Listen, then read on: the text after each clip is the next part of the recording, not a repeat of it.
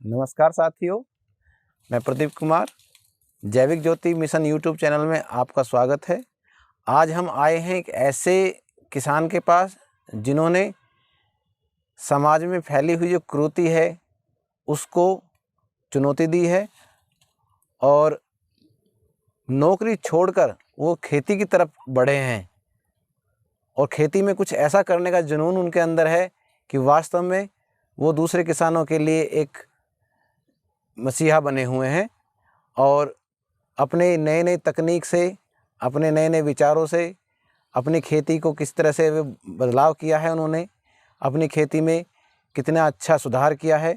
तो जानते हैं, मिलते हैं ऐसे ही युवा किसान श्री दीपक कुमार जी से और मैं चाहूँगा कि वो अपने बारे में अपना परिचय खुद देंगे और किस तरह से वो नौकरी को छोड़कर खेती की तरफ आए हैं और खेती में उन्होंने क्या भविष्य दिखता है। दीपक कुमार जी, ज़रा अपने बारे में बताएं। नमस्कार, मैं दीपक कुमार, ग्राम सिंघावली, जिला बागपत। मैं दिल्ली में एक प्राइवेट लिमिटेड कंपनी में जॉब करता था। उसके बाद मेरे कुछ साथी जैविक खेती की तरफ काम कर रहे थे, तो इसीलिए मेरा भी मन बना कि भी जैविक खेती की तरफ पहुंचा जाए। हमारे पास पहले सारी रासायनिक खेती होती थी। उसके बाद 1.5 साल पहले मैंने जॉब छोड़ी है। उसके बाद अपने यहाँ अपनी ज़मीन में कुछ हिस्सा जैविक खेती पे लगाया है। इसके बाद हमने एक नई वो लेके आए थे हम कि भैया इसका गन्ने से और इसकी जो हमारी परंपरागत खेती थी उससे हट के कुछ करा जा। इसीलिए हम केले की खेती की है हमने, और केले की खेती काफ़ी लाभदायक भी साबित हुई है। और इसका एक करने का सबसे बड़ा उद्देश्य यही है कि एक जो पीछे से चली आ रही खेती थी उससे कुछ बदलाव या कुछ अलग हो। और इस खेती के पीछे उसका ये भी था कि भाई गन्ने से और इसमें काफ़ी अलग अनुभव हुए हमें। दीपक जी, मैं एक बात जानना चाह रहा हूँ कि जैसे हमारे क्षेत्र में गन्ने की खेती ज़्यादा होती है, तो गन्ने की खेती से आप केले की खेती पे जो आए हैं, तो उसमें आप क्या क्या चीज़ ऐसी हैं जिसके कारण केले की खेती आपको ज़्यादा आकर्षक लग रही है? केले की खेती में सबसे पहली बात है कि गन्ने के मुकाबले इसमें थोड़ी सी मेहनत तो है, लेकिन इसके रिज़ल्ट काफ़ी अच्छे हैं। इनकम सोर्स अगर एवरेज लगाएं हम पूरी साल का, तो केले की खेती में ज़्यादा बेनिफिट है। और दूसरा सबसे बड़ी बात है कैश फसल है। अच्छा, जैसे गन्ने के पेमेंट की समस्या रहती है तो वो समस्या नहीं है, तुरंत एक साथ ही अपना केला तैयार बेचकर पैसा तुम्हारी जेब में आ जाता है। 15 दिन में फसल निकल जाती है और पेमेंट आपकी जेब में आ जाता है। अच्छा, ये तो पेमेंट कैश का होगा, पेमेंट मिल गया। हाँ जी। अच्छा, इससे अलग भी आपको कुछ फ़ायदा नज़र आ रहा है केले खेती में? इससे अलग ये फ़ायदा है कि एक नई खेती का वो हुई है। जैसे अभी गन्ने की है, गन्ने की तो हमारी पहले से ही चली आ रही है, लेकिन उसके बाद इसका खेत का दूसरा फसल बदलाव होता है।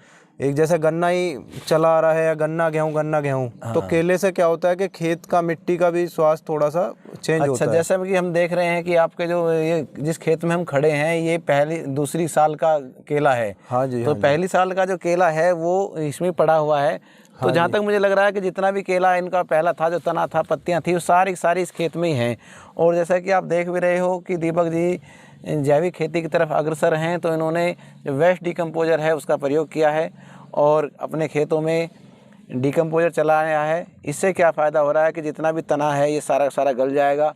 और मेरा ये मानना है दीपक जी कि जब ये फसल आपकी हो जाएगी और ये तना भी आपका इसमें डलेगा, हाँ जी, तो उसके बाद इस खेत का कार्बन कंटेंट यानी जीवांश कार्बन में बहुत तेज़ी से वृद्धि होगी। और जिस खेत में जीवांश कार्बन ज़्यादा होता है उस खेत का स्वास्थ्य अपने आप अच्छा होता है। अच्छा दीपक जी, एक चीज़ बताइए, क्योंकि इस चैनल के माध्यम से बहुत सारे किसान साथी हमारे देखेंगे, सुनेंगे। हाँ जी। और वो जानना चाहेंगे कि इसमें हमें किन किन चीज़ों का ध्यान रखना चाहिए और कब इसकी खेती से शुरुआत करें, कैसे से करें, थोड़ा सा इसके बारे में बताएं। ये जो भी इसकी पौध देते हैं वो लगने से 2-3 महीने पहले उसका बुकिंग का प्रोसेस शुरू हो जाता है। अच्छा। अब ये जैसे जून में लगती है, ये 2 टाइम होते हैं इसके केले को लगने के, 2 टाइम होते हैं, एक जून और एक फरवरी। अच्छा। एक्चुअली होता क्या है कि जून में लगाने के बाद ये होता है कि जैसे ही सर्दी आती है, क्योंकि इसमें 2 चीज़ों का बड़ा विशेष ध्यान रखना होता है, एक तो सर्दी का पाला और दूसरा गर्मी की झुलस। अच्छा। ये मतलब ऐसी खेती है कि ना ज़्यादा गर्मी सहन कर पाती है और ना ज़्यादा सर्दी सहन कर पाती है। ठीक। तो जून में लगाने का कारण ये होता है कि जब तक हमारा नवंबर दिसंबर तक सर्दी का वो आता है, टाइम आता है, उसमें ये प्लांट इतना मैच्योर हो जाता है कि वो पाले को झेल पाता है। अच्छा। और फरवरी में लगाने का नुकसान ये होता है कि जो फरवरी में लगा प्लांट होता है उसको मई जून की गर्मी झेलने में वो झुलस जाता है। अच्छा। इसलिए इसको रिकमेंड करते हैं लोग सभी कि ये जून लास्ट में लगे। तो एक चीज़ बताइए कि अगर हमने जून लास्ट में लगाया है तो पहली फसल हम कब तैयार हो जाती है आप? ये अक्टूबर ये होती है 12-13 महीने के बाद। यानी अगर जून में हमने लगाया हुआ है तो जुलाई अगस्त में हम इसकी फसल ले सकते हैं? अगस्त, हाँ, सितंबर तक, मतलब जैसे जून में लगाया तो सितंबर अक्टूबर तक हम इसकी एक फसल आ जाती है इसकी। अच्छा, इसके रेट्स वगैरह क्या मिल जाते हैं? रेट तो इसके 15 रुपये से लेके 20 रुपये तक चलता है केजी के हिसाब से। तो आपकी जैसे दूसरी फसल है, तो इस पहली जो फसल है इसमें आपको कितना लाभ मिला, उसके बारे में थोड़ा सा बताएं। ये हमें 50 के आसपास इसका लाभ मिला था। 50 से मतलब 50,000 रुपये बीघा। 50,000 रुपये बीघा की हमें और बचत इसमें हुई। अगर इसकी लागत और इसकी लागत 15 और 20 के बीच में आ जाती है। 15,000 से 20,000 के बीच में लागत आ जाती है और बचत जो होती है वो 50 के आसपास रहती है।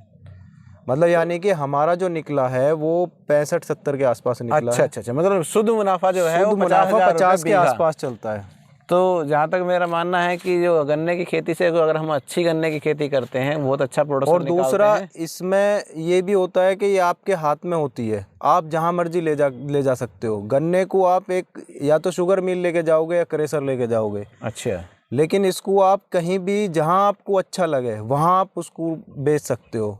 जैसे मंडी में बेचना है, जैसे दिल्ली है, कहीं भी अच्छी मंडी है वहाँ दे दो, नहीं तो गोदाम जो होते हैं जो पकाने वाले होते हैं उन्हें दे दो। अच्छा, कुछ व्यापारी भी हैं जो आपके खेत से ले जाते हैं क्या? व्यापारी भी हैं, मंडी के भी हैं, और जो केला पका के बेचते हैं लोग, जो गोदाम है जिन लोगों के, वो भी आते हैं। अच्छा, तो ये आपके जो केला लगा हुआ है इसकी वैरायटी कौन सी है? ये G9 है, टिश्यू कल्चर। अच्छा, तो दीपक जी अब आप हमें ये बताइए कि जैसे कि आपका एक केले का बाग लगा हुआ है और हम देख रहे हैं कि इसमें से एक फसल आपने ले लिया है और अभी दूसरी फसल के पौधे तैयार हो रहे हैं, तो इसमें क्या क्या प्रबंधन करना होता है उसके बारे में हमारे दर्शकों को ज़रा बताएं। होता क्या है कि जैसे ये हमारा फल कटा था, एक तो इसमें पाले का बड़ा वो रहता है कि पाले के बचाव के लिए हम क्या कर सकते हैं, वो सारी प्रक्रिया करनी होती हैं। अब ये जैसे हमारा सितंबर अक्टूबर में फल कटा तो हमने ये पेड़ छोड़ दिया था बड़ा, ऐसे के ऐसे ही। तो ये जो नीचे से पेड़ निकल के आया था उसको पाले से बचा दिया उसने, बड़े पेड़ ने। अच्छा। इसके बाद क्या हुआ, ये हमने यहाँ से काट दिया। ये इसलिए काटते हैं हम यहाँ से कि ये अगर हम जड़ से काट देते हैं तो ये फंगस लगने का डर होता है इस पे। अच्छा, मतलब फंगस जो है वो नीचे जड़ तक चली जाती है। अच्छा। अब क्या होगा कि ये जब तक फंगस नीचे तक पहुँचेगी तब तक ये मैच्योर हो चुका होगा। ठीक। और ये जो नीचे जो निकले हुए हैं ये हर 15 दिन 20 दिन बाद हमने काट के अलग करने होते हैं, क्योंकि एक ही पेड़ रखना होता है। ऐसा नहीं है कि एक साथ 4 पेड़ या 6 पेड़ निकलें तो वो ऊपर लेके जाए हम उन्हें। अच्छा, केवल एक पेड़ ही रखना होता है, क्योंकि उसी को प्रॉपर खुराक दी जाती है, उसी को प्रॉपर लालन पोषण उसी का होता है, वही फल देता है अच्छा से। अच्छा, तो इसमें कोई मिट्टी चढ़ाने का काम भी होता है क्या? मिट्टी चढ़ाने का ये होता है कि जैसे जैसे थोड़ा सा मैच्योर होता है ना प्लांट, तो मिट्टी चढ़ा देते हैं, क्योंकि उसकी रूट्स निकलती हैं, तो वो मिट्टी नहीं चढ़ाएंगे तो उसको प्रॉपर वो नहीं होगा, वो निकल नहीं पाएगी। अच्छा, इसमें एक चीज़ और देखने में आती है कि जब इसमें फल आ जाता है, गहल आ जाती है, हाँ जी, तो उसको रोकने के लिए भी बांस वगैरह लगाने पड़ते हैं या मिट्टी से काम चल जाता है? नहीं, उसमें क्या होता है कि जब ये जो मिट्टी चढ़ाते हैं ना हम, बार बार जो मिट्टी चढ़ाते हैं, उसका कारण भी ये है कि जब फल आता है तो उसका वेट ही अपने आप में कम से कम 25 से और 30 के बीच का होता है। तो पेड़ झुक जाता है, एक तो पेड़ उसको सपोर्ट देता है, दूसरा ये होता है पेड़ को रोकने के लिए हम उसको बांध देते हैं, मतलब आपस में बांधते हैं। अच्छा। एक पेड़ से दूसरा पेड़ बांध देते हैं। बांस का थोड़ा सा डिफ़िकल्ट है और महंगा भी है, कॉस्टली भी पड़ता है। बांस लगाना घेल के नीचे वो एक थोड़ा सा अच्छा, प्रोसेस एक काफ़ी चीज़ मैं महंगा और है। जानना चाह रहा हूँ कि क्योंकि नई खेती है और नई खेती के बारे में जो किसान है थोड़ा सा डरता है कि पता नहीं कैसे उसका रिजल्ट्स आएंगे, कैसे उसके देखरेख होगी, मेहनत ज़्यादा है, बिकेगा नहीं बिकेगा। तो आप ये बताइए कि आपने अकेले ने ही ये खेती की है या आपके साथी किसान और ने भी? हमारे गांव ग्राम सिंघावली ज़िला बागपत, हम लोग 3 लोग थे जो लेके आए थे प्लांट, और हम तीनों का बहुत बढ़िया एवरेज रहा था और मेहनत में भी कोई कमी नहीं थी।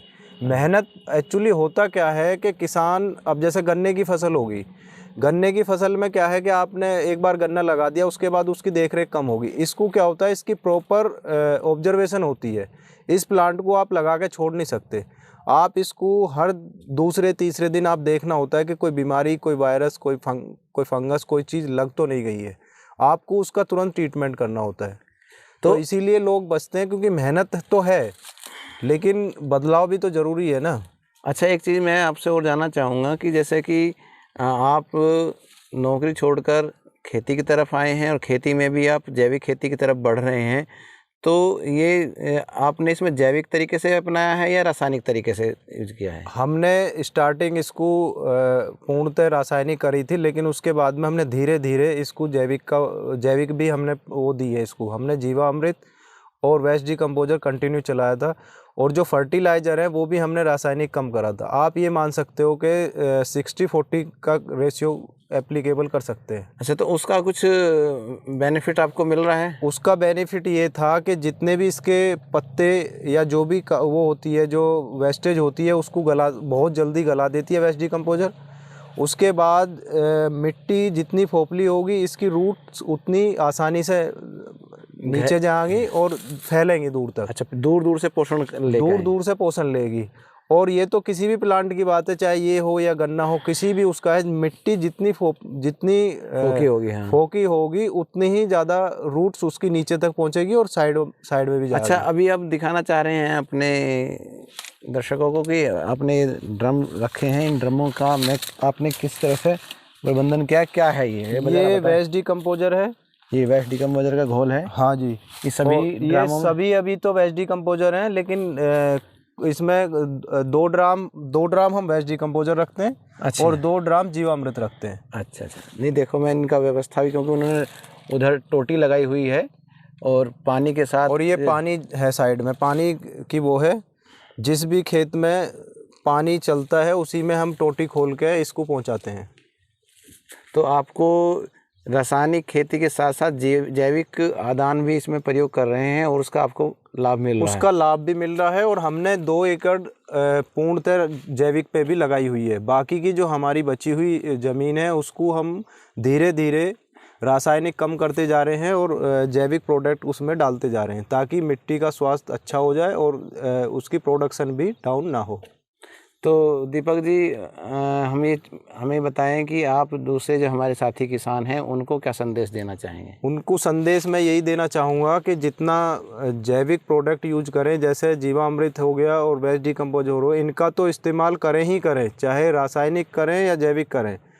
रासायनिक में भी आपका जो फर्टिलाइज़र है उसकी कॉस्ट कम होती जाएगी, और आप एक दिन धीरे धीरे करके देखो, हम ये नहीं कहते कि एक बार पूर्णतः आप जैविक पे लगा दीजिएगा, लेकिन धीरे धीरे उस चीज़ की उसको कम करें।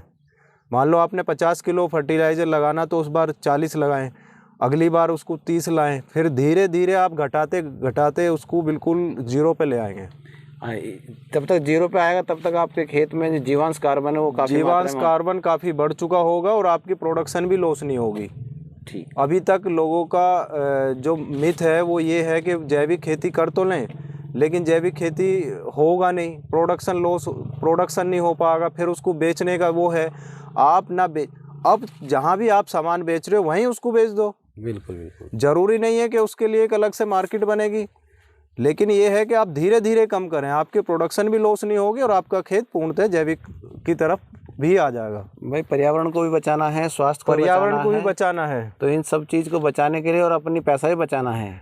बिल्कुल। जीवामृत बहुत सस्ते में अपने घर में तैयार हो जाता है, घन जीवामृत अपने घर में तैयार हो जाता है, सभी दवाइयाँ अपने घर में तैयार कर सकते हैं। मैं बताना चाहूँगा कि कुछ हैं जो बहुत छोटे छोटे काम हैं जिन्हें आदमी कर ले तो थोड़ा सा उसका बहुत बड़ा लाभ मिलता है। जैसे मैंने अभी एक मिट्टी की टेस्टिंग कराई थी, उससे हमें ये पता लगा कि हमारे खेत में कौन से पोषक तत्व की कमी है, उतना ही हम उसको देने की कोशिश करते हैं, ताकि ये होगा कि ज़रूरत है नाइट्रोजन की 50 किलो की और हम डाल दिया 100 किलो, तो 50 किलो जो है प्लांट को तो 50 किलो ही लेनी है, लेकिन आपकी जो 50 किलो है वो वातावरण को भी दूषित करती है, आपका खर्चा भी बढ़ता है। बहुत अच्छी जानकारी आपने दी, बहुत ही अच्छी जानकारी है कि मिट्टी की जाँच होनी बहुत जरूरी है। और ये बहुत ज़्यादा कॉस्टली भी नहीं है, 100-125 रुपये में इसकी टेस्टिंग हो जाती है और आपका एक हेल्थ कार्ड मिलता है। उसको गवर्नमेंट भी प्रोत्साहन कर रही है कि आपकी हर खेत का एक हेल्थ कार्ड बने।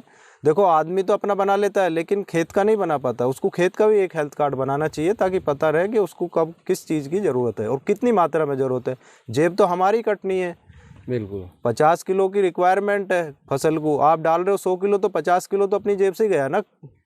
और खेत की हेल्थ से ही हमारी हेल्थ जुड़ी हुई है। अगर जिस खेत की हेल्थ अच्छी होगी तो जो भी उसमें प्रोडक्शन होगा वो अच्छी गुणवत्ता का होगा, उस लोग को हम खाएंगे तो हमारी सेहत भी सुधरेगी।